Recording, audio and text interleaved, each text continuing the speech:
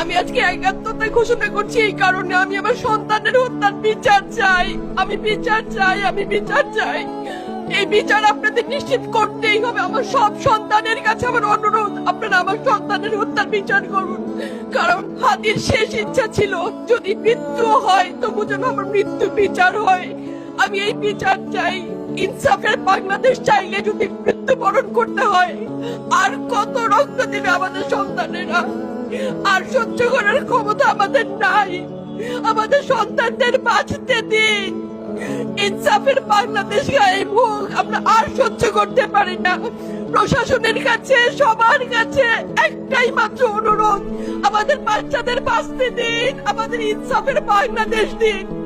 কথা বলার শক্তি আমার নাই, আমার চোখ পড়ে আসছে। আমি সহ্য করার শক্তি আমাদের নাই। আমাদের বাচ্চাদের বাঁচতে দিন। প্রশাসন সজাগ হবে কবে? আর কত মৃত্যু আমার বাচ্চাদের দেখতে হবে? আমি কথা বলতে পারছি না। আপনারা সবাই আমার বাচ্চা হাদির জন্য দোয়া করবেন, আমাদের বাচ্চাদের জন্য দোয়া করবেন, আর ইনসাফের বাংলাদেশ যেন কায়েম হয় সেজন্য দোয়া করবেন। আসসালামু আলাইকুম।